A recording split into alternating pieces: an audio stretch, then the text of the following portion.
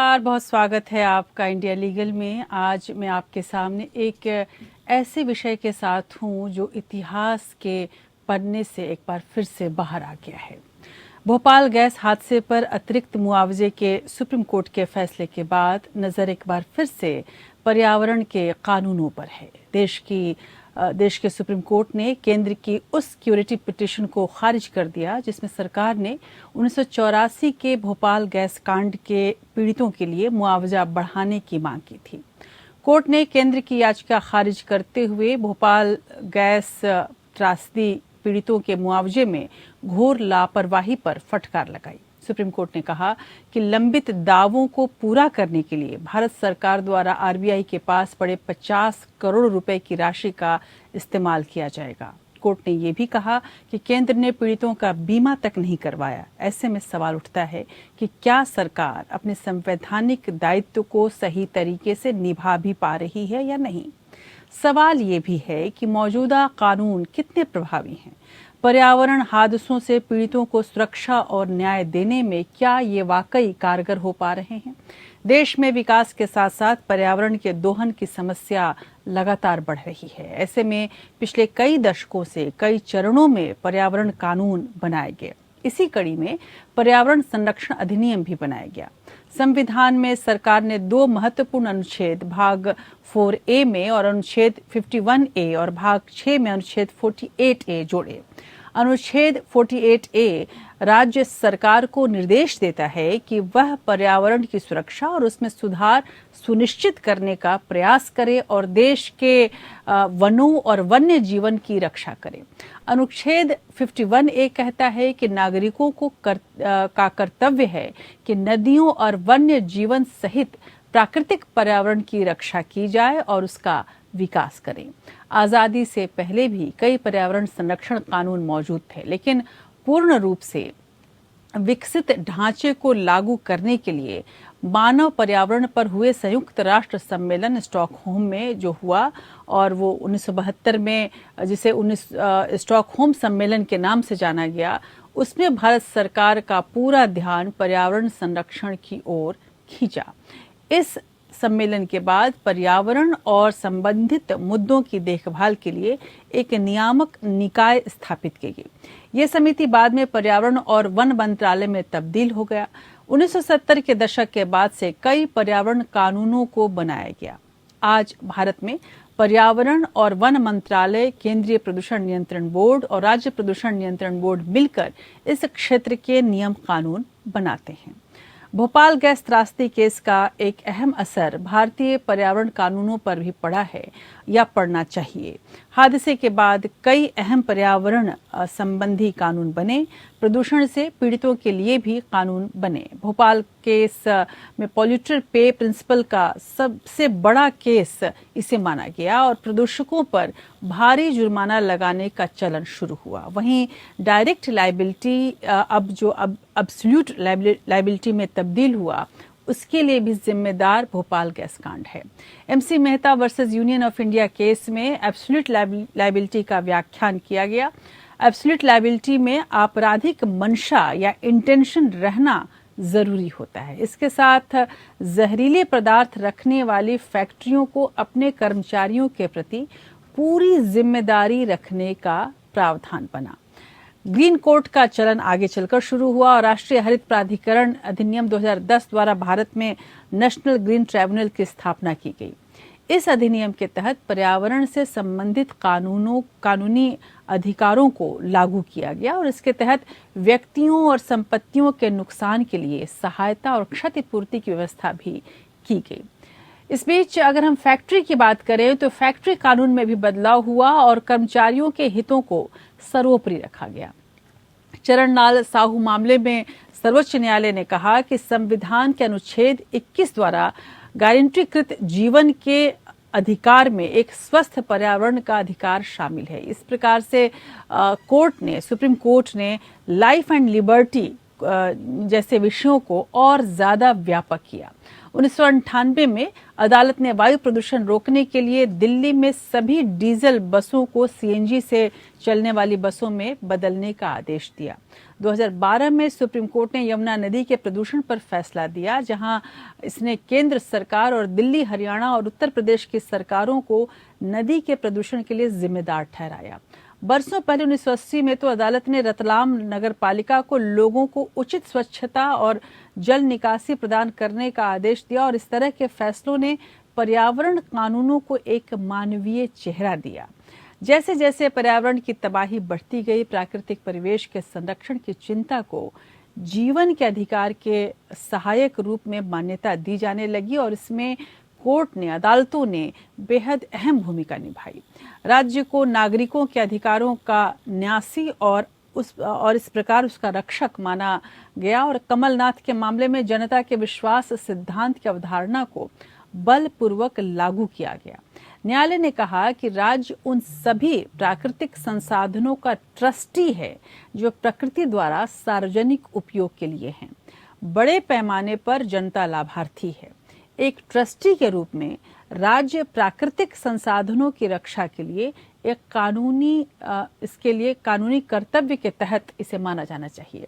अदालतों ने पर्यावरण पर जो न्यायिक सक्रियता दिखाई है, उससे मजबूत पर्यावरण नीतियों और संस्थानों का भी विकास हुआ है। मजबूत पर्यावरण आंदोलनों ने कानूनों में जो बदलाव हुआ है, इसके लिए उन्हें जिम्मेदार माना जाएगा और साथ में पर्यावरण संरक्षण के लिए भी जो जागरूकता फैली, उसके लिए भी इन आंदोलनों को बहुत हद तक श्रेय दिया जाना चाहिए।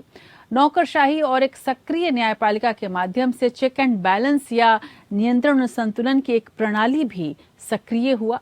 सुप्रीम कोर्ट ने अपनी सुनवाई के दौरान एक्सपर्ट कमेटी के चलन को स्थापित किया, जिससे कि पर्यावरण संरक्षण पहल में विशेषज्ञता मिली। कुछ इस तरह से देश में पर्यावरण कानून बने और पीड़ितों के हकों को संरक्षित किया गया। लेकिन कुछ ऐसे मामले भी रहे जिसमें पीड़ितों को लगा कि उन्हें उनका हक नहीं मिला।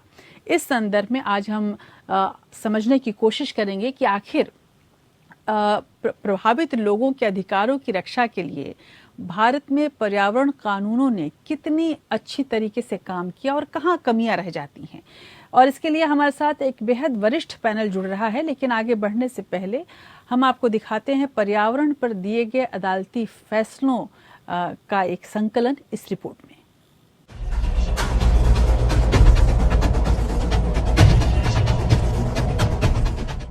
पर्यावरण संरक्षण पर सुप्रीम कोर्ट ने हमेशा ऐसे फैसले दिए हैं जिन्होंने कानून के परिदृश्य को बदल दिया है।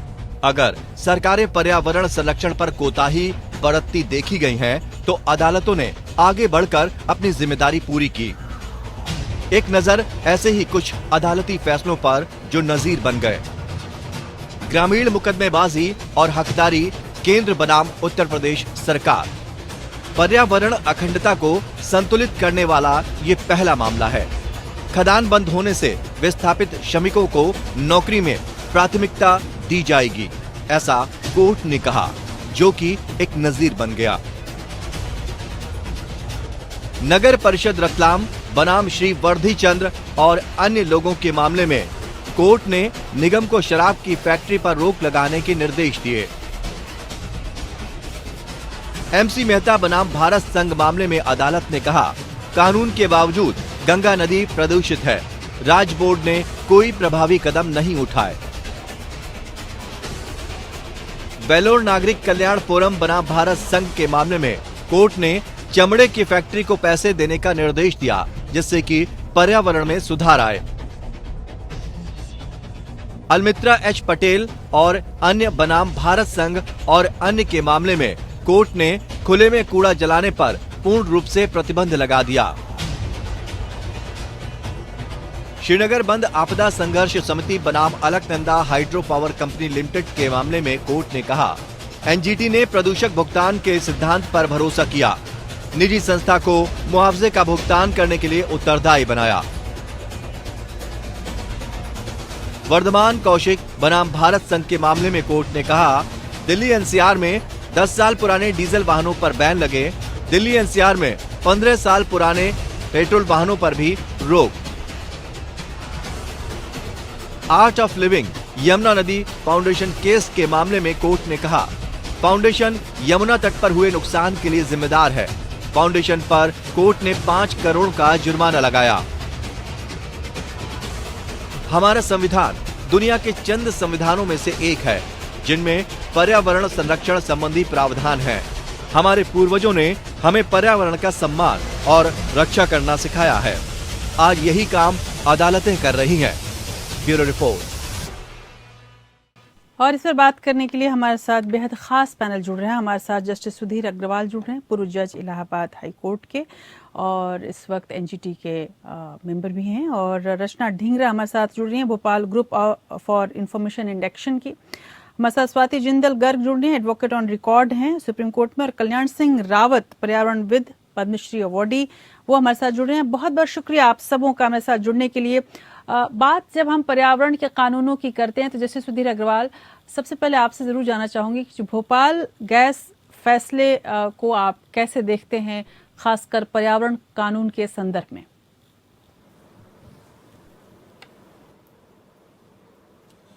देखिए, भोपाल गैस का जो मामला था जी, वो पहला एक ऐसा मामला आया था जिसका इम्पैक्ट बहुत हैवी हुआ था।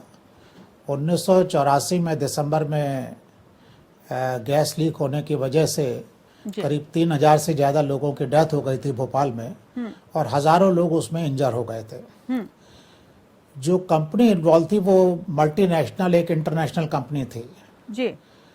तो जब दावे लोगों ने डैमेजेस वगैरह के लिए किए तो उस पर विदेशों से तमाम वकील लोग आने लगे और सरकार को ऐसा महसूस हुआ कि ये हज़ारों लोग शायद इन कानूनी पेचों में उलझ के जो इनको वास्तव में इनको मुआवजा मिलना है वो शायद ना मिल पाए। तो एक Bhopal gas leak disaster claim settlement act पास किया गया भारत सरकार द्वारा और उसमें ये हुआ कि सारे मुकदमे में भारत सरकार जो है सभी विक्टिम की तरफ से मामले को लड़ेगी मुआवजे के लिए और उसको सेटल करेगी। और उसी एक्ट के तहत भारत सरकार ने मामले को आगे बढ़ाया और यूनियन कार्बाइड के साथ में एक सेटलमेंट हुआ जिसपे $470 मिलियन का मुआवजा टोटल तय हुआ जी। ये मुआवजा सुप्रीम कोर्ट तक लेवल तक फाइनल हो गया। उस मुआवजे में उस जमाने में जो भी फैक्ट्स अदालत सरकार के सामने आए या जो अदालत के सामने रखे गए तो ये समझा गया कि ये मुआवजा जितना नुकसान सबको हो रहा है उनको सबको उचित मुआवजा देने के लिए काफ़ी होगा। लेकिन जब लोगों ने क्लेम फाइल किए और जो नुकसान था वो कंटिन्यूअस था, जो उस समय इमीडिएट नुकसान हुआ वो तो हुआ ही जी, जी। लेकिन बहुत से लोग थे जो आगे भविष्य में भी उनको तरह तरह की बीमारियां हो रही थी, कई अलग तरीके की समस्याएं हो रही थी। तो जब क्लेम दाखिल हुए तो वो क्लेम बहुत ज़्यादा अमाउंट के हो गए और वो प्रॉपरली एक्चुअली वो एडजस्ट नहीं हो पाए। तो करीब 22-23 साल बाद जो है, मेरे ख्याल से 2010 या 11 में सरकार ने ये तय किया कि हम एक सुप्रीम कोर्ट में एक क्यूरेटिव पिटीशन डालें और ये कहा जाए कि वो मुआवजा कम हुआ था और हमें और भी मुआवजा दिलाया जाए। इस एप्लीकेशन को अभी पिछले ट्यूसडे को सुप्रीम कोर्ट ने रिजेक्ट किया है, ये कह के कि अब इतने सालों बाद जो सेटलमेंट पर जो मामला तय हुआ है उसको रीओपन नहीं किया जा सकता। बिल्कुल। तो ये तो जो तमाम तथ्य सामने आए हैं उससे ये तो बिल्कुल साफ है कि उस समय भारत सरकार ने न तो सारे चीजों का एक प्रॉपरली ध्यान दिया, न चीजों को ऑब्जेक्टिवली देखा गया और जो सही तरीके से मुआवजा लोगों को बनता था उसको पूरी तरह से असेस नहीं किया गया और इससे प्रभावित लोगों के मेरे अनुसार मैं ऐसा मानता हूं कि प्रभावित लोगों के सभी लोगों के साथ पूर्ण न्याय नहीं हो पाया। बिल्कुल। लेकिन क्योंकि ये मैटर इतना पुराना हो गया और इसलिए सुप्रीम कोर्ट ने अब इंटरफियर करने से मना कर दिया। बिल्कुल। तो इस मामले में क्योंकि सुप्रीम कोर्ट की 5 जजेस की बेंच ने मैटर 1989 में तय किया था और अब उसको रिव्यू करने से मना कर दिया है। जी बिल्कुल। तो जो भी नुकसान है भारत सरकार को जी बिल्कुल और कोई तरीका नहीं है। जी रचना हमारे साथ हैं जो कि Bhopal group for information and action की मेंबर भी रही हैं। रचना, जिस तरह से पूरे मामले को देखा गया, जैसा कि अभी जस्टिस अग्रवाल ने भी बताया कि एक सेटलमेंट हुआ और उसके बाद एक बार फिर से जब सरकार आई है कोर्ट में, जाहिर सी बात है कि सुप्रीम कोर्ट इसमें दखल नहीं दे सकती थी, लेकिन क्या आपको ऐसा लगता है कि जो केंद्र सरकार है उसने अपनी जिम्मेदारी पूरी नहीं की और आज भी अदालतें हमेशा सहानुभूति रखती हैं खासकर पर्यावरण के मसलों पर, लेकिन सरकारों की तरफ से कोई भी पर्यावरण का मसला जब आता है तो इसकी जो दूरगामी परिणाम क्या होंगे उसको कहीं ना कहीं उपेक्षित कर दिया जाता है। खासकर भोपाल जैसे मामलों पे तो ज्यादा दिखा है। ICMR की रिपोर्ट भी है कि सर्वे में जो बात सामने आई है वो यही थी कि जिस तरह से ये मामला हुआ था तो दूसरी पीढ़ी को कई आनुवंशिक बीमारियां हो सकती थी जिसको सरकारों ने नजरअंदाज किया। क्या आप ये मानती हैं कि इस तरह के मामलों में सरकारों की तरफ से कोताही होती है? देखिए, इसमें कोई भी केंद्र सरकार को उनकी जिम्मेदारियों से नहीं कर रहा है। इस बार भी केंद्र सरकार के पास पर्याप्त एविडेंस होने के बाद, हमारे द्वारा एविडेंस, सूचना के अधिकार से, अस्पतालों के दस्तावेज होने के बाद भी उन्होंने सही आंकड़े अदालत के सामने पेश नहीं किया। वादों पे वादे करते रहे पर नहीं किया। ये जो 1 लाख लोगों के बीमा की बात है, ये उनकी बात है। ये गैस पीड़ित बच्चों को के बीमा करने की बात थी, जो कि वो कभी की नहीं है। पर ICMR के शोध ये बताते हैं कि गैस पीड़ितों की दूसरी पीढ़ी में भी बहुत समस्या है। ICMR के शोध ये भी बताते हैं कि 5 साल, गैस हादसे के 5 साल बाद तक, मतलब 89-90 तक गैस पीड़ित माताओं में हाई रेट्स ऑफ मिसकैरेजेस हो रहे थे। बिल्कुल। तो इसीलिए ये बात थी 1991 में कि 1 लाख बच्चों का, गैस पीड़ित बच्चों का बीमा कराया जाए। स्वाति, यहाँ पे एक सवाल उठ जाता है कि खासकर जब हम सेटलमेंट पॉलिसी की बात करते हैं, इस पूरे मामले में भी देखता, और इसी से जुड़ी हुई तमाम पर्यावरण के मामले कई बार ऐसे होते हैं जहां पर अगर इन केसों की कोर्ट के सेटलमेंट पॉलिसी को हम कैसे देखें और आउट ऑफ कोर्ट सेटलमेंट का जो चलन है वो कैसा है, विशेषकर इस तरह के संवेदनशील मामलों में? देखिए, जहां तक कोई भी हम क्रिमिनल लायबिलिटी की बात करते हैं, कोई ऐसी घटना घटित हुई हो जहां पर उसका इम्पैक्ट इतना बड़ा हो जैसा कि भोपाल गैस लीक केस में था, मेरी सोच ये कहती है कि इन तरह के केसेस में अगर कहीं भी सेटलमेंट हो रही है तो कहीं ना कहीं बहुत सारे एक्सट्रेनियस फैक्टर्स, बाहरी जिन्हें कहते हैं इन्फ्लुएंस करने वाले फैक्टर्स आ जाते हैं, जो जाहिर तौर पर जो पीड़ित हैं उनका इतना ध्यान नहीं रखेंगे। कहीं ना कहीं जो भी पावर्स इसमें इन्वॉल्व हैं वो कहीं ना कहीं अपना फायदा भी देखेंगी या अपना छुटकारा देखेंगी, और इन सब चीजों में आप कह लीजिए जो टर्न ऑफ इवेंट्स होते हैं उसमें जो एक्चुअल विक्टिम्स होते हैं, जैसे कि जो भोपाल गैस लीक ट्रेजेडी में थे, जैसा अभी हमारी दोस्त ने बताया कि सेकेंड जनरेशन का इम्पैक्ट, 5 साल तक जो गर्भवती महिलाएं थी उन पर जो इम्पैक्ट हुआ, मिसकैरेजेस हुए, ये सारी चीज ऐसा नहीं है कि सेंटर को उस टाइम पता नहीं थी जी। हमारे देश में जो इंटेलिजेंशिया है, जो साइंटिस्ट हैं, जो डॉक्टर्स हैं, उनकी पूरी काबिलियत थी कि वो इस तरह की ट्रेजेडी का फ्यूचर इम्पैक्ट गॉज कर सके। बिल्कुल। और उसको मद्देनजर रखते हुए जो उस टाइम भी कोर्ट ने बात करी थी कि 1 लाख बच्चों का बीमा कराया जाए, कहीं ना कहीं सेंटर इस बात से भी अपनी रिस्पॉन्सिबिलिटी, अपनी लायबिलिटी से पीछे नहीं हट सकता कि वो नहीं कराया गया। बिल्कुल जी। मैं ये समझती हूँ कि इस तरह के जब कांड होते हैं तो एक जो हम कॉम्पनसेशन देते हैं वो तो एक बहुत ही छोटी चीज है जिससे हम कहीं ना कहीं उस पीड़ित के दुख को टच करने की कोशिश कर रहे हैं, उसको हम पूरी तरह कभी ठीक नहीं कर सकते। बिल्कुल। तो कम से कम जो कॉम्पनसेशन का पार्ट है वो पूरा होना चाहिए। जी जी। मैं कल्याण सिंह जी आपके पास आना चाहूंगी। खुद आप बहुत एक्टिव रहे हैं खासकर पर्यावरण के मुद्दों पर। अगर उत्तराखंड की बात करें तो उत्तराखंड में पर्यावरण एक्टिविज्म शायद मेरे ख्याल से सबसे ज़्यादा दिखा है। खासकर इतने पर्यावरण बचाओ आंदोलन वहाँ पर हुए हैं। केवल ऐसा नहीं कि कोई इंसानी शरीरों की मौत ही पर्यावरण का मसला है, बल्कि पेड़ों की कटाई, अभी हाल फिलहाल में जिस तरह से जोशीमठ में हमने देखा है, कितने आपको लग रहा है कि कितने प्रभावी रहे इन तमाम चीज़ों के बाद, कानून होने के बाद भी लगातार पर्यावरण को नुकसान पहुंचाने की कोशिश चाहे सरकार की तरफ से या लोगों की तरफ से भी, इंडस्ट्री की तरफ से होती रही है। आपको लगता है कि वाकई ये कानून इतने मजबूत हैं कि उन तमाम लोगों को रोक सकें जो पर्यावरण के खिलाफ काम कर रहे हैं? आपने सही कहा। और सबसे बड़ी बात तो यह है कि हमारे उत्तराखंड में एक आंदोलनों का बहुत लंबा सिलसिला रहा है जी।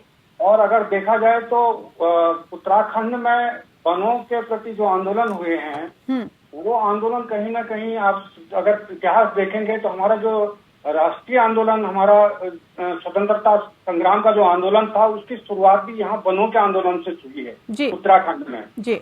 पहले अपने वनों के अधिकार के लिए लड़े और बाद में वही आंदोलन जो है वो राष्ट्रीय आंदोलन में बदल गया। 1927 में यहाँ वन पंचायतें बनी, तब लोगों के जब सारे वन छीन लिए गए थे अंग्रेजों के द्वारा और साथ उनके वन छीन करके अंग्रेजों ने उन पर अपना अधिकृत कर लिया था। तो तब 1927 में यहाँ लोगों ने बड़ा संघर्ष किया था जी। और 1976 में जाकर के फिर से यहाँ हमारी सरकार ने उत्तराखंड के जो वन थे इनको अपने सरकारी घोषित कर दिए वन पंचायतों को। और आज अगर वन पंचायतों को देखें तो उनके पास कोई अधिकार ही नहीं है। अगर इस तरह के अगर लोगों के वनों के प्रति जो उनके अपने स्वामित्व हैं अगर उनके प्रति नहीं होंगे तो वो कल हम न तो आग बुझाने आएंगे न जंगली जानवरों को बचाने आएंगे, ये सारी समस्याएं पड़ी रहेंगी।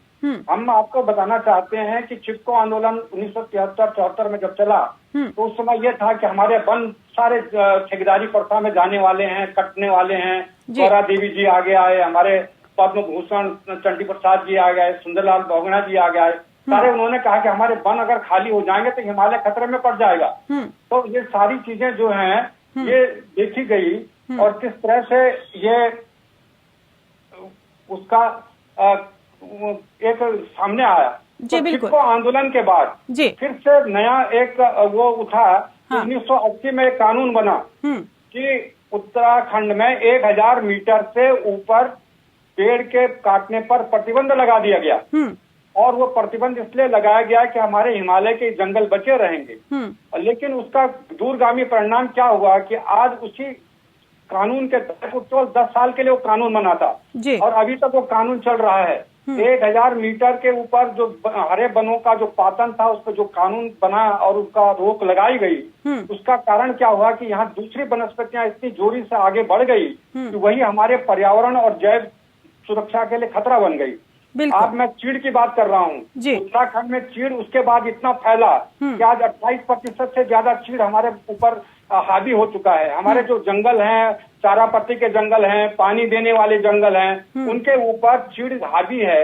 और सबसे ज्यादा उत्तराखंड में जो आग लगती है ये चीड़ इसका कारण है जी। बिल्कुल ये कानून चल रहा है कि आप 1000 मीटर के ऊपर जो है पेड़ नहीं काट सकते हैं। बिल्कुल हम कहते हैं कि 1000 मीटर के ऊपर चीड़ को छूट दी जाए, चीड़ को काटने की छूट दी जाए, वन उसका वैज्ञानिक प्रबंधन हो, उसके द्वारा जो है सरकार उससे लिसा निकाले, बिरोजा बनाए, अपनी आर्थिक उसके लिए काम करे। बिल्कुल लेकिन छूट मिलेगी तो हमारे वनस्पति जो हमको पानी देने वाले बांध चौड़ी पत्ते वाले जंगल उनको लगाया जा सकता है। बिल्कुल जैसे ये सबसे कहीं ना कहीं ये कानून आड़े आ जा रहा है जी। बिल्कुल जैसे सुधीर अग्रवाल, मैं इस पूरे मामले को शायद इस तरह से देख सकती हूँ कि अगर हम संविधान की बात करें तो जो राइट टू लाइफ एक तरह से मिला हमें, लाइफ की जो परिभाषा है वो अदालतों के द्वारा इसका एक्सपेंशन किया गया और उसमें साफ पानी, जंगल, साफ हवा, इन तमाम चीज़ों को हमारे जीने की राइट्स अधिकार से जोड़ा गया है। केवल ऐसा नहीं कि एक व्यक्ति हैं, आप सांस लेते हैं तभी आप जिंदा हैं। इस एक्सपेंशन के तहत, इस एक वृहद परिभाषा के तहत अगर हम देखें तो जिस तरह के कानून बने हैं, अब जैसा कि अभी रावत साहब ने भी कहा कि कानून अब कहीं कहीं तो बाधा बन जा रहे हैं, क्योंकि एक क्या आपको लगता है कि जिस तरह से डाइवर्स हमारा देश है, एक ही कानून हर जगह नहीं लागू हो सकता, कहीं ना कहीं इसको संतुलित करने की जरूरत है। अब जुडिशियल एक्टिविज्म में ऑफ कोर्स इसमें कोई शक नहीं कि पर्यावरण का बड़ा ध्यान रखा गया है, एनजीटी की अपनी महती भूमिका है, लेकिन इस तरह के मसलों को आप कैसे देखेंगे? खासकर कोई एक राज्य में एक समस्या हो रही है, आप अरुणाचल प्रदेश में चले जाइए, वहां पेड़ काटना वहां नहीं काटा जाता, इस वजह से लगभग 90% भूमि जो है वो पेड़ों से पटी हुई है, जो कई बार समस्या भी पैदा करती है। चीड़ यहाँ पर लगाना शुरू हुआ उत्तराखंड में, इसके अलावा रबर के पेड़ लग गए जिससे पानी का लेवल कम हो गया। तो आपको लगता नहीं कि अब एक महज कानून बना देना भी कई बार दिक्कत कर रहा है, और जिस तरह से वातावरण हमारे यहाँ अलग अलग हैं उस तरह से हमें कानूनों की भी बार बार परिभाषित करने के लिए दायरा बढ़ाने या घटाने की जरूरत है?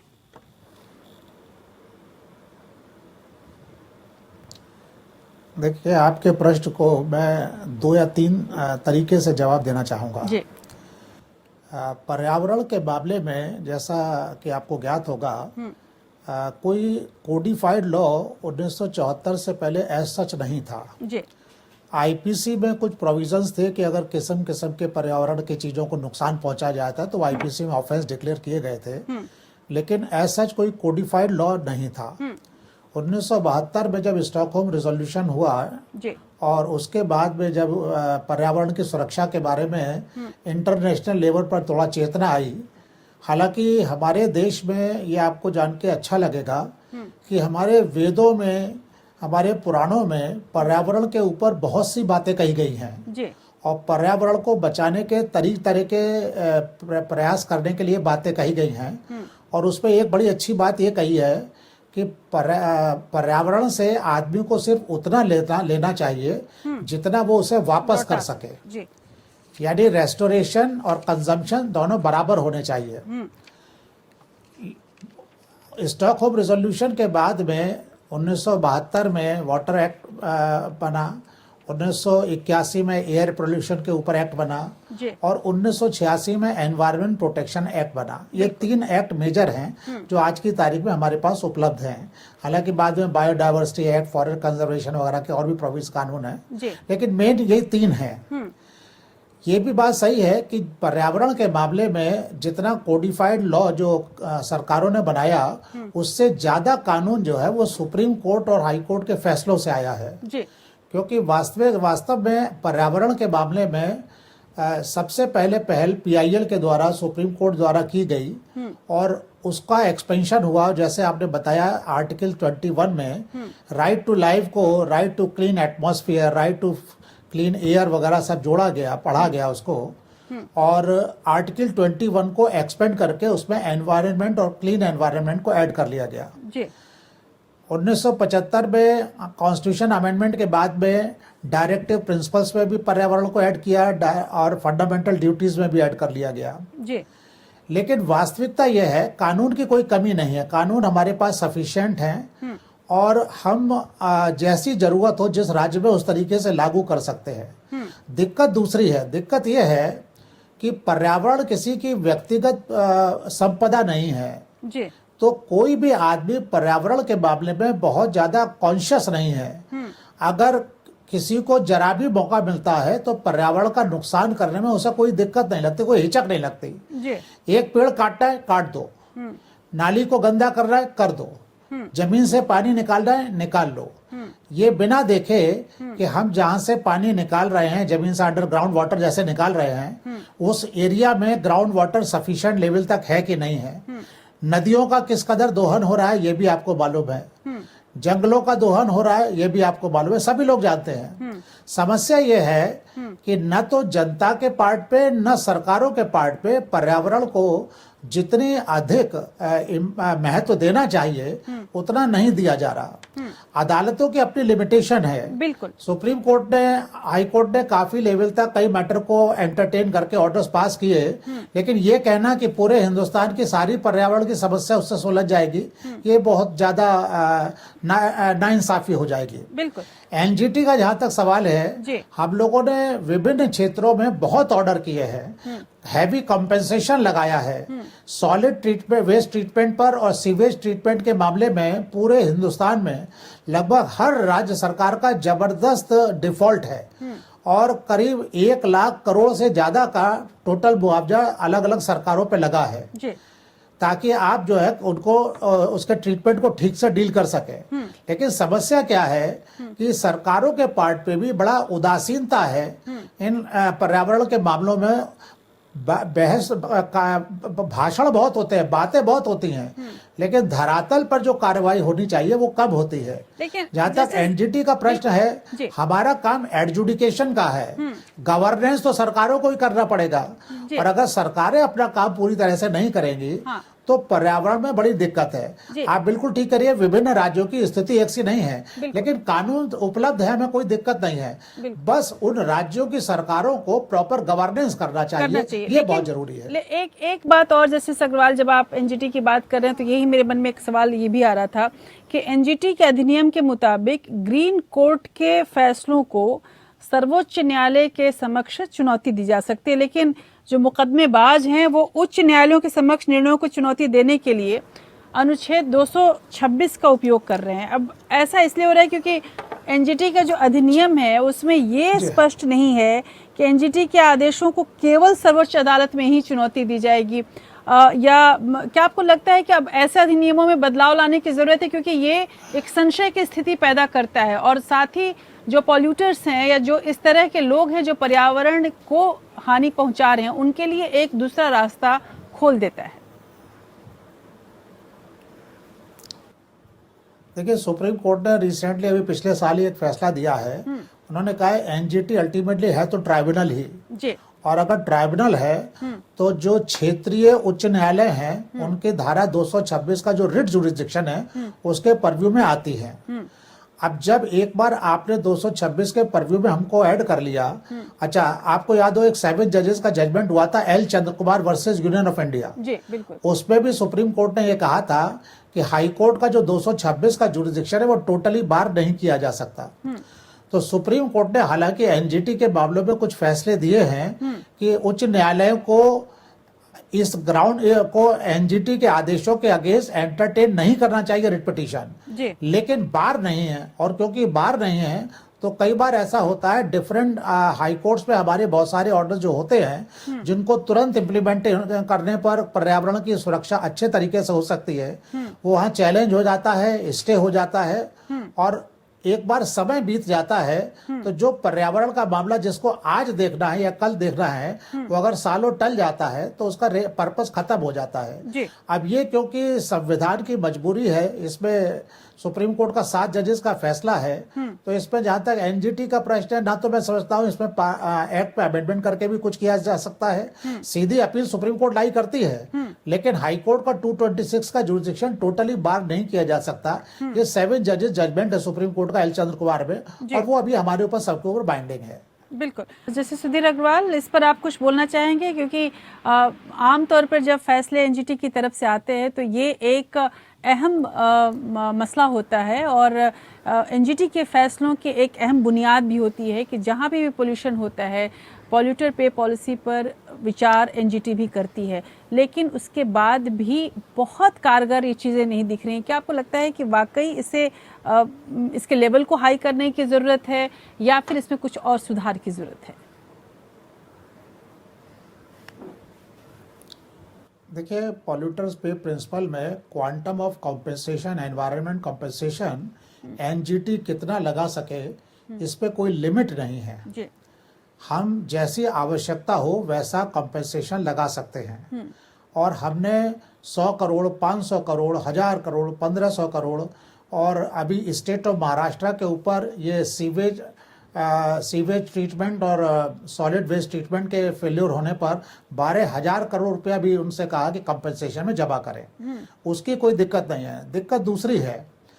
पहली बात क्या है कि एट द फर्स्ट इंस्टेंस जो रेगुलेटरी बॉडीज हैं, जो लोग, जैसे कि स्टेट पॉल्यूशन कंट्रोल बोर्ड हुआ या सेंट्रल पॉल्यूशन कंट्रोल बोर्ड हुआ, सेंट्रल ग्राउंड वाटर अथॉरिटी हुई, इन सब लोगों की पहली जिम्मेदारी बनती है कि जब पॉल्यूशन हो रहा हो या कुछ गलत काम कानूनों के मुताबिक हो रहा हो तो ये लोग खुद आगे बढ़ के पेनल्टी कंपनसेशन डिटरमिन करके लगाएं जी।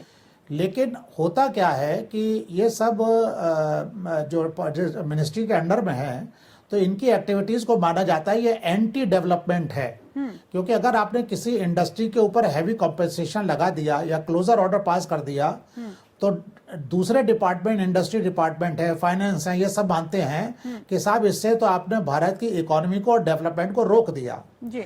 तो समस्या क्या है कि जो हमारा काम या रेगुलेटर्स का काम है उसको बजाय प्रॉपर पर्सपेक्टिव में देखने के ये देखा जाता है कि ये एंटी डेवलपमेंट है, और ये प्रेशर लोकल ये रेगुलेटर्स पर रहता है कि आप कॉम्पेंसेशन बहुत कम लगाएं।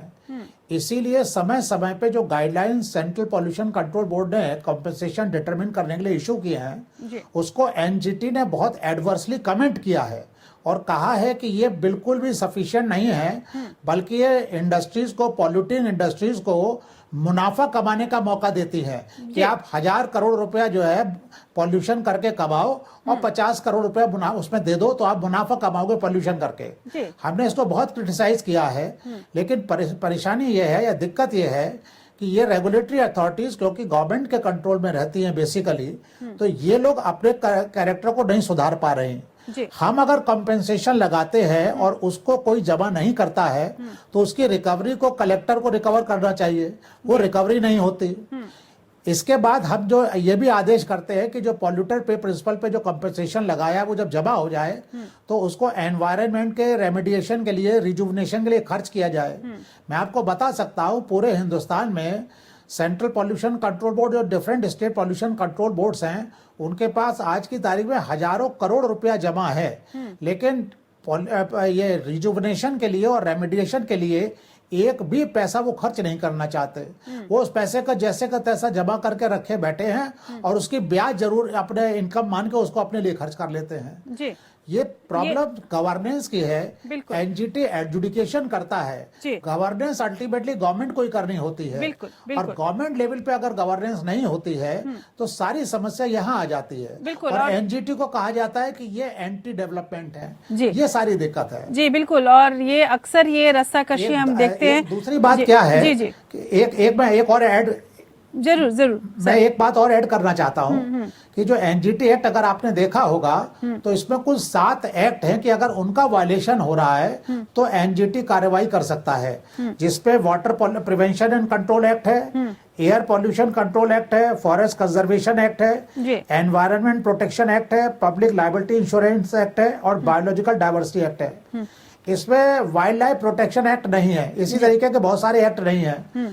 तो जो हमारी जो पावर है एनजीटी एक्ट में भी वो एक सेंस में थोड़ी लिमिटेड है, जिसमें हर किस्म के जो एनवायरनमेंट के वायलेशन डिफरेंट एक्ट में होते हैं वो सब कवर नहीं किए गए। जैसे माइनिंग है, माइनिंग में जबरदस्त डिग्रेडेशन होता है एनवायरनमेंट का, लेकिन माइनिंग एक्ट को भी इसमें ऐड कर लिया नहीं किया गया है। तो इस तरीके की बहुत सी कमियां हैं, आधे अधूरे मन से एक्ट भी बनाया गया है। अगर ये एक फुल फ्लेज पूरी तरीके से कानून पूरा हो जाए तो बहुत काम हो सकता है, ऐसी बात नहीं है जी। बिल्कुल, लेकिन अब जो भी वजह है मैं नहीं कह सकता हूँ क्या, क्योंकि ये तो लेजिस्लेचर की समस्या है जी। बिल्कुल, और शायद वहां तक पहुंचने की जरूरत है, और विशेषकर भोपाल जैसे मामलों में तो हमने देख ही लिया।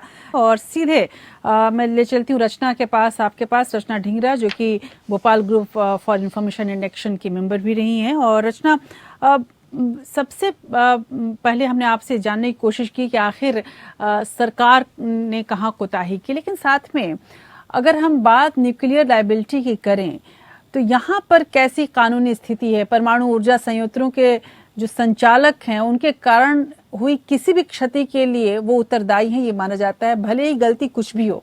इसलिए वे आमतौर पर तीसरे पक्ष के दायित्व के लिए बीमा लेते हैं और अधिकांश देशों में उन्हें ऐसा करने की आवश्यकता होती है, लेकिन भारत में ऐसा नहीं है। क्या आप ये मानती हैं कि चूंकि ऐसा नहीं है इसलिए भोपाल गैस कांड जैसे कांड भारत में होते हैं और आगे भी ऐसे कांड के होने के खतरे, आशंकाएं हमारे सामने हैं और पीड़ितों को मुआवजा तब भी नहीं मिलेगा? न्यूक्लियर लायबिलिटी बिल को कंपनियों ने बहुत कुछ सीखा है इन सब भोपाल जैसे हादसे से। उन्होंने ये सीखा है, जैसे न्यूक्लियर लायबिलिटी बिल में उन्होंने ये करवा लिया पास हमारे देश में कि ऑक्यूपायर की ही जिम्मेदारी होगी, जो कंपनी टेक्नोलॉजी दे रही है उसकी कोई जिम्मेदारी नहीं होगी। अगर उसकी कोई जिम्मेदारी होगी तो ज्यादा से ज्यादा उसको $500 मिलियन देने पड़ेंगे एक न्यूक्लियर हादसे में, आप सोचिए। और आप भोपाल से कंपेयर किए, $470 मिलियन की समझौता था 1989 का, जो पूरी तरह से अपर्याप्त रहा। बिल्कुल, तो वो कैसे हो सकता है? जी बिल्कुल स्वाति, ये एक बड़ा सवाल उठता है यहाँ पर कि जिस तरह से सिविल न्यूक्लियर डील टेक्नोलॉजी देने वाले देशों पर पूरी तरह से जिम्मेदारी नहीं डालता, ऐसे में ये एक बड़ा खतरा है। जिस तरह से हम डेवलपमेंट की ओर बढ़ रहे हैं, लगातार तमाम तरह के न्यूक्लियर डेवलपमेंट की ओर हम बढ़ रहे हैं और हमारे यहाँ आजकल न्यूक्लियर एनर्जी पे बहुत काम हो रहा है। आपको ऐसा नहीं लगता कि इस पॉलिसी को देखने की, इसमें बहुत बदलाव की जरूरत है ताकि आने वाले समय में हम ऐसे बड़े हादसों से अपने आप को बचा सकें? बिल्कुल, मैं तो ये समझती हूँ बल्कि कि ये जो भोपाल गैस ट्रेजेडी का मामला फिर से सुर्खियों में आया है, इसको हम इस तरीके से देखने की कोशिश करें कि आज से 30-40 साल पहले जो कहर उस भोपाल गैस ट्रेजेडी ने बरपाया, वो अगर हम परसेंटेज टर्म्स में देखें, कोआ एक ऐसा डिजास्टर जो न्यूक्लियर पावर की वजह से होता है, उसका मिसहैंडलिंग जरूरी नहीं है वो कोई न्यूक्लियर मिसाइल दागने के कारण हो सकता है कोई न्यूक्लियर रिएक्टर प्लांट है जिसमें हम हैंडल ही ना कर पाए वो एनर्जी और वो उस कारण वो न्यूक्लियर विस्फोट हो, या ये जो न्यूक्लियर रेज फैलती हैं उससे कोई मिसहैप हो, उसका तो हम जाहिर तौर पे जान सकते हैं कि 20 साल पहले $470 बिलियन कुछ भी नहीं थे। वो ही अनेबल थे कवर करने के लिए ऐसी कमियां जो एक डीएनए जेनेटिक लेवल पे हुई थी उस टाइम। तो अगर आज गॉड फॉरबिड्स कोई ऐसा डिजास्टर जो कि न्यूक्लियर रिलेटेड है, नागासाकी हिरोशिमा के लेवल का, अगर वो होता है तो हम मैं बिल्कुल श्योरिटी से कह सकती हूँ that India is not prepared at all. We are still at the stage of a bill, उसमें भी हम $500 मिलियन पे लाइबिलिटी को कैप कर रहे हैं थर्ड पार्टी इंश्योरेंस करा के। It is totally insufficient. We are totally incapable in that direction today, and an action needs to be taken as soon as possible. बिल्कुल। जस्टिस अग्रवाल, जिस तरह के हादसे की आशंकाएं जताई जा रही हैं, जिस तरह से कैपिंग कर रही हैं ये तमाम कंपनीज, उसके बाद भी जो अभी तक के मसले हैं हमारे पास, अभी तक का जो एक समाधान है वो है कि आउट ऑफ कोर्ट सेटलमेंट किया जाए। अगर आउट ऑफ कोर्ट सेटलमेंट जो कि आपसी कॉन्ट्रैक्ट के तहत हो जाता है और उसके बाद भी लोगों को मलाल भी होता है, क्योंकि उस वक्त जो होता है उसका दूरगामी परिणाम कितना कुछ हो सकता है, शायद इस पर ध्यान न तो कंपनीज का होता है न ही सरकारों का होता है, क्योंकि उस वक्त पूरे मामले को जल्द से जल्द ठंडा कर देने की कोशिश होती है। अगर ऐसा हो तो अब आपकी नज़र में आउट ऑफ कोर्ट सेटलमेंट का मॉडल कैसा होना चाहिए कि जो कि एक तरह से दूरगामी प्रभावों को ध्यान में रखते हुए किया जाए और उसका प्रभाव आने वाले समय पर भी पड़े? देखिए, out of court settlement normally उन्हीं मैटर्स में ज़रूरत आती है जहाँ पे एक डिवास्टेटिंग टाइप के बड़े नुकसान हो गए, जैसे भोपाल में हुआ जी। वहाँ पे आप ये समझिए कि दो कैटेगरी हैं। एक इंडस्ट्री जो बहुत पावरफुल है, बहुत रिसोर्सफुल है, और उसने उसी की गलती से या उसी के वजह से या उसी के कार्यवाही कारणों से घटना घटी है, लेकिन फिर भी उससे कोई फर्क नहीं पड़ता, उसकी ताकत में कमी नहीं आती जी। दूसरी तरफ वो लोग हैं जो विक्टिम हैं, जिनके घर में किसी की डेथ हो गई या कोई बहुत सीरियसली इंजर हो गया, वो एक तो इस घटना से ही परेशान हो जाता है, मेंटली दिक्कत है, डिप्रेशन में आ जाता है और हर तरीके से वीक हो जाता है। और खास तौर पे इस तरीके की कैटेगरी में, जैसी हमारी जो जनरल पॉपुलेशन है, गरीब लोग ज्यादा आते हैं। उन लोगों की उस समय कोई बार्गेनिंग कैपेसिटी नहीं होती, वो जो है बार्गेन नहीं कर सकते कि भाई हमको इतना ही मुआवजा चाहिए वरना हम नहीं मानेंगे।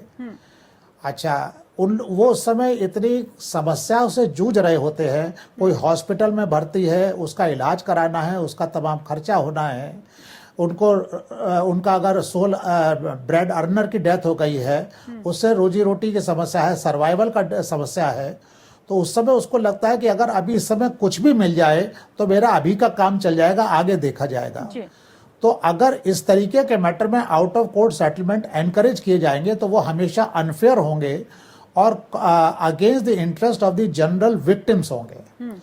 ऐसे सिचुएशन में यह बहुत आवश्यक है कि कोई इंडिपेंडेंट एडजुडिकेटरी बॉडी इसको जरूर देखे कि जो भी सेटलमेंट हो रहा है या जो भी फैसला हो रहा है वो फेयर है, रीजनेबल है और एडिक्वेट है कि नहीं है। ये इस तरीके के जब देखने को बिठाया जाएगा तो इसको कहना ये totally out of court settlement होगा, ऐसा हो नहीं सकता है। और भोपाल में केस में क्या हुआ, जब आप फैसला पढ़ेगी 89 वाला सुप्रीम कोर्ट का, तो उसमें ये एक पिक्चर बनाई गई कि साथ 5 साल हो गए हैं, विक्टिम्स बहुत परेशान हैं, अस्पतालों में भर्ती हैं, इलाज के भाग रहे हैं, उनको मुआवजा नहीं मिल रहा है, बहुत बड़ी तादाद में लोग हैं, बहुत परेशान हो रहे हैं, और ऐसी एक्स्ट्राऑर्डिनरी इमरजेंसी और इमरजेंसी सिचुएशन है कि इमीडिएटली हमको जो है ये कॉम्पेंसेशन और मुआवजे के बारे में सेटलमेंट करना चाहिए। यही मामला सुप्रीम कोर्ट में बहस किया गया और सुप्रीम कोर्ट को यही बात अपील कर गई। उन्होंने इन सब बातों को अपने फैसले में लिखा, बिना ये सोचे कि अगर सरकार का इन्वॉल्वमेंट हो जाए और वो भी इन प्रेशर में आके अगर अनफेयर और इनएडिक्वेट टाइप का सेटलमेंट कर ले तो ये फॉर ऑल टाइम्स ये गलत हो जाएगा।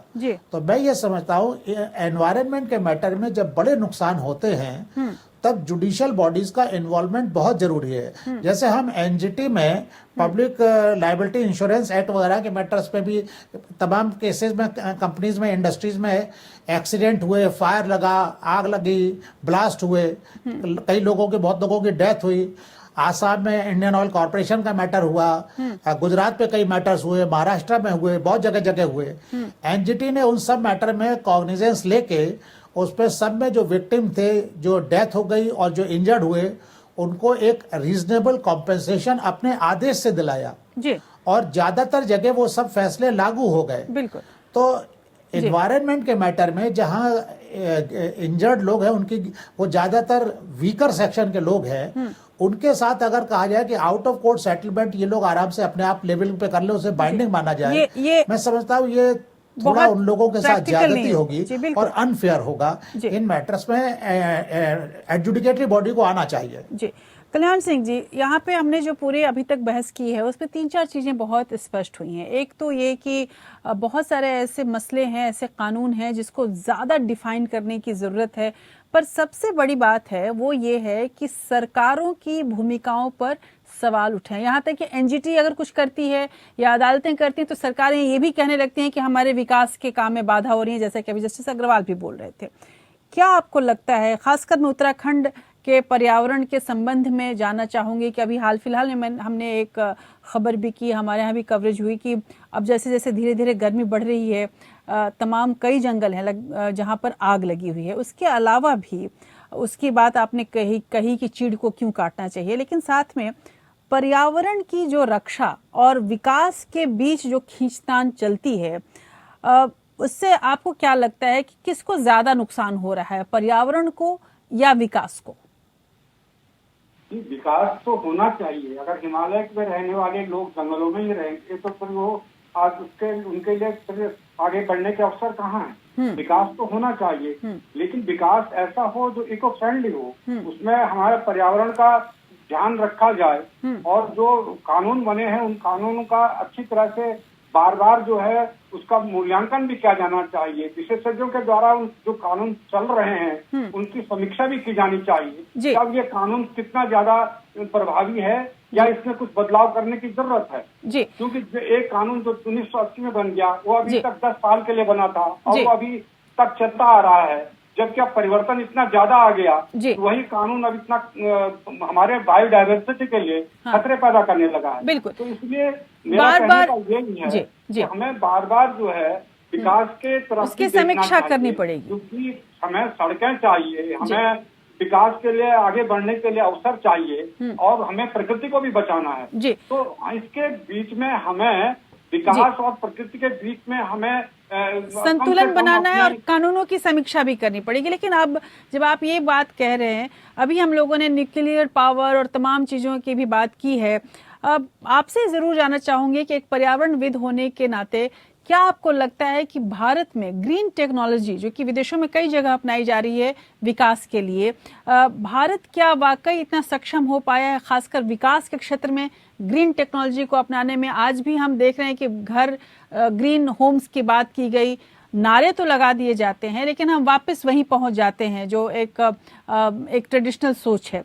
क्या लग रहा है कि ऐसा माहौल बन रहा है जहां ग्रीन टेक्नोलॉजी की बात हो रही है?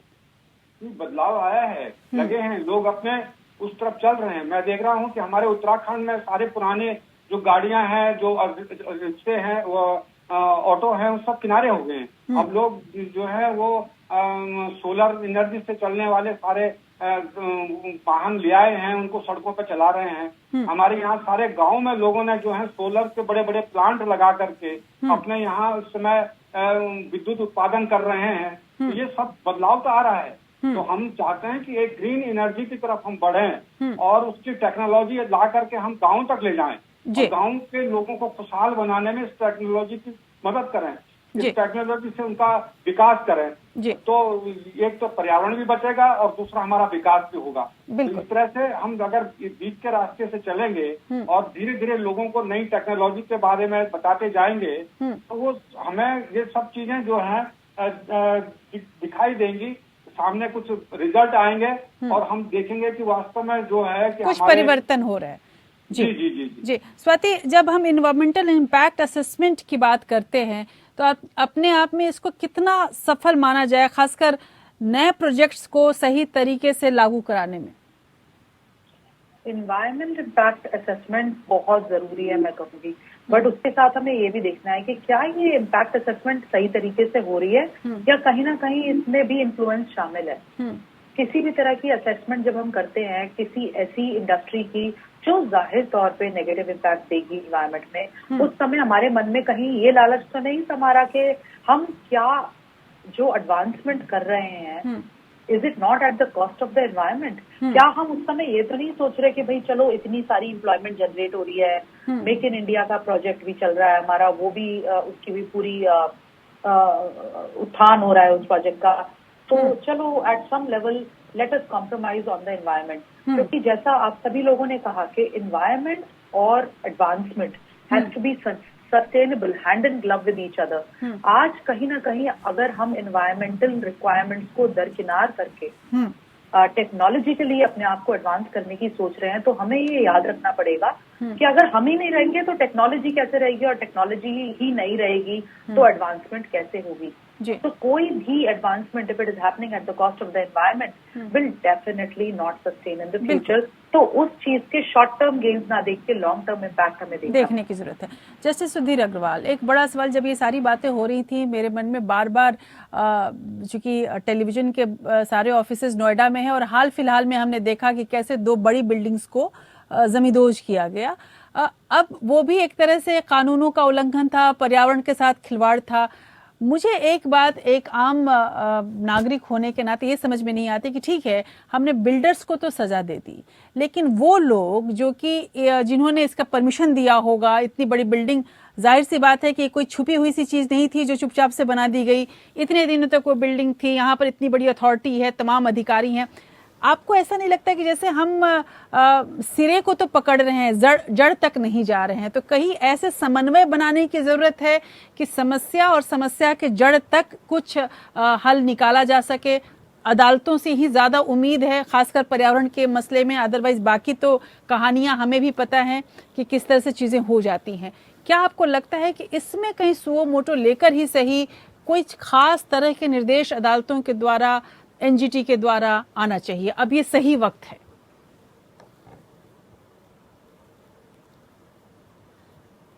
ये बात सही है कि एनवायरनमेंट का वायलेशन खाली एक पब्लिक के ही पार्ट पे नहीं कहा जा सकता, जैसे बिल्डर आपने कहा, बल्कि जिन अधिकारियों के अनदेखी से या एक्टिव कॉल्यूजन की वजह से ये हुआ है वो भी बराबर के जिम्मेदार होते हैं। लेकिन ये तो एक पार्ट है। दूसरा पार्ट ये है कि ये जिम्मेदारी सिर्फ इंजीनियर्स की और डेवलपमेंट अथॉरिटीज की ही नहीं है, बल्कि स्टेट पॉल्यूशन कंट्रोल बोर्ड की भी अथॉरिटी है जी। जैसे एनवायरनमेंट इम्पैक्ट असेसमेंट होता है तो वो 2 बॉडीज हैं, हर स्टेट में state environment impact assessment authority कहलाती है, वो होती है हर स्टेट पे जी। और जहाँ यूनियन टेरिटरीज है वहाँ वो पॉल्यूशन कंट्रोल कमेटी कहलाती है जी। और इसी तरीके से मिनिस्ट्री ऑफ एनवायरनमेंट है जो कुछ केसेस में ये एनवायरनमेंट इम्पैक्ट असेसमेंट करती है और फिर अपना क्लियरेंस देती है जी। अगर उन लोगों ने भी अपना काम ठीक से नहीं किया है तो वो भी जिम्मेदार है, इसमें कोई दो राय नहीं है। दिक्कत क्या है कि एक्सपर्ट लोगों की बड़ी भारी कमी है। हर स्टेट में जो सिया, जिसको हम शॉर्ट में कहते हैं, state environment impact assessment authorities को शॉर्ट में हम सिया कहते हैं, तो जो सिया बॉडीज हैं इनमें बहुत गिने चुने लोग हैं। नंबर ऑफ केसेस जो एनवायरनमेंट इम्पैक्ट असेसमेंट के आते हैं वो सैकड़ों क्या हजारों की तादाद में है जी। उनके पास सफिशिएंट हैंड्स ही नहीं है कि वो इस पे कोई कार्रवाई प्रॉपरली कर पाए और प्रॉपरली इसका असेसमेंट कर पाए। बहुत सारे केसेस में एनजीटी ने बहुत एडवर्स कमेंट किए हैं, बहुत कैस्टिगेट किया है डिफरेंट सियास को। महाराष्ट्र की सिया बॉडी का हमने एक फंक्शनल ऑडिट कराया था, यूपी की सिया का हमने फंक्शनल ऑडिट कराया था और उस पर जबरदस्त कमियां पाई थी और उसके खिलाफ बहुत ऑब्जर्वेशन किए थे, रिकमेंडेशन किए थे। लेकिन हमारी लिमिटेशन ये है, एनजीटी के अधिकार क्षेत्र से जो डिपार्टमेंटल इंक्वायरी के मैटर है या डिपार्टमेंटल एक्शन के मैटर है, बियॉन्ड एनवायरनमेंट जब जाता है तो वो एनजीटी के परव्यू में नहीं आता। ये सुप्रीम कोर्ट ने एक मामले में तय कर दिया। हम ये भी नहीं कह सकते हैं कि अगर डिपार्टमेंट्स में या रेगुलेटरी बॉडीज में सफिशिएंट नंबर ऑफ ऑफिसर्स या एम्प्लॉयज या साइंटिस्ट नहीं है तो आप उनको भरिए। सुप्रीम कोर्ट ने टैगिट तारा के केस पे कहा है कि ये भी एनजीटी के जुरिस्डिक्शन में नहीं आता। तो एक जो समस्या आती है वो ये आती है कि एक मल्टीपल डायमेंशन का मैटर इन्वॉल्व है जिसपे सारी चीजें इंटरकनेक्टेड है। लेकिन एनजीटी एक्ट को इस तरीके से बनाया गया है कि आप एक ही डायरेक्शन पकड़ सकते हैं, एक ही डायमेंशन पकड़ सकते हैं, बाकी पे आप नहीं जा सकते। अब हम सिर्फ अपने ऑब्जर्वेशन तो कर पाते हैं, कई बार कर भी देते हैं, लेकिन उसको लागू तो इसीलिए नहीं हो पाता है क्योंकि वो हमारे जुरिस्डिक्शन में नहीं आता। जहां तक डिपार्टमेंटल अथॉरिटीज का सवाल है, वो उन्हीं इंजीनियर से उनको काम कराना होता है, तो वो उनके खिलाफ एक्शन लेने में अपने को जो है बहुत उचित नहीं पाते। रेगुलेटरी बॉडीज भी यही कहते हैं कि हमको काम इन्हीं अधिकारियों जो थोड़े बहुत हैं। हर जगह आधे से ज्यादा पोस्टें जो हैं रीजनल ऑफिसर्स की, साइंटिस्ट की, पॉल्यूशन कंट्रोल बोर्ड्स में खाली पड़ी हैं पूरे कंट्री में। यही हालत है। मतलब 30% से लेकर 70% तक वैकेंसीज हैं। जब जगह नहीं भरी जाएगी, आदमी अपॉइंट नहीं होंगे, तो आप किससे काम कराएंगे? तो जो थोड़े बहुत बचे अगर उनको भी सस्पेंड कर देंगे तो कोई काम नहीं होगा। तो एक ऐसा कहते हैं ना कि एकदम एक ऐसा 36 का ऐसा आंकड़ा बन गया कि ना आप इधर जा सकते हैं ना उधर जा सकते हैं। जी बिल्कुल। तो जो सिचुएशन है, कई बार ऐसा होता है कि हम जो पॉल्यूटर पे प्रिंसिपल प्रपोनेंट्स पे, इंडस्ट्रीज पे तो लागू कर देते हैं, लेकिन ऑफिसर्स पर जो है हम उसको लागू नहीं कर पाते हैं। उसके अपने इनबिल्ट रीजन है जो मैंने अभी आपको कुछ बताए। जी बिल्कुल। लेकिन कुल मिलाकर ये जरूर कहा जा सकता है कि पर्यावरण का संरक्षण या पर्यावरण से जुड़े हुए तमाम मामलों की जिम्मेदारी महज अदालत की नहीं, महज सरकारों की नहीं, आम व्यक्ति की भी है और इससे जुड़े हुए तमाम उन लोगों की भी है जो इस देश की हवा पानी में सांस ले रहे हैं। बहुत बहुत शुक्रिया आप सबों का मेरे साथ इस मसले पर जुड़ने के लिए। और बहुत अगर संक्षेप में कहूँ इस पूरे विषय में, जब ये पूरे 1 घंटे जब ये बहस चल रही थी, जब चर्चा चल रही थी, मैं लगातार सोच रही थी कि वाकई आज मैंने पर्यावरण के लिए क्या कुछ किया। यही सोच आप में भी और हम सबों में आने की ज़रूरत है। अगर हम ये सोचने लगे कि हमें अपने देश के पर्यावरण को, अपने आसपास के पर्यावरण को बचाना है, इसलिए नहीं कि इसका उपभोग हम कर सकें, इसलिए कि हमारी आने वाली पीढ़ियां स्वच्छ जल, स्वच्छ हवा में रह सकें। आप कल्पना कीजिए कि अगर ऐसी जगह आप रहें जहां पर पानी पीने को न मिले, हवा न मिले साफ, तो ज़िंदगी कितनी मुश्किल हो सकती है। इस सच को स्वीकारते हुए कि हम और आप सभी पर्यावरण को लेकर बहुत ज़्यादा ज़्यादती कर रहे हैं और अनदेखी कर रहे हैं, महज अदालतों पर, एनजीटी पर, सरकारों पर, कंपनीज पर अपनी जिम्मेदारी थोप देने से या दोषारोपण कर देने से हम बच नहीं सकते। ज़रूरत हमें और आपको जागरूक होने की है। जिस तरह से अगर कोई पर्यावरण का नुकसान कर रहा है तो ज़रूरी है कि हम इस बात को सबके सामने रखें, समझाएं, जो कंसर्न अथॉरिटीज़ हैं वहाँ तक ले जाएं। अपने स्वार्थ के लिए पर्यावरण को नुकसान पहुँचाने की आदत से अगर हम बचने लगे तो जाहिर सी बात है कि बहुत सारी समस्याओं का हल यूँ ही हो जाएगा। तो इस उम्मीद में कि हम और आप अपने प्रकृति को लेकर, अपने पर्यावरण को लेकर उतने ही ज़्यादा सजग रहेंगे जितने अपने विकास को लेकर रहते हैं। आज इतना ही। नमस्कार।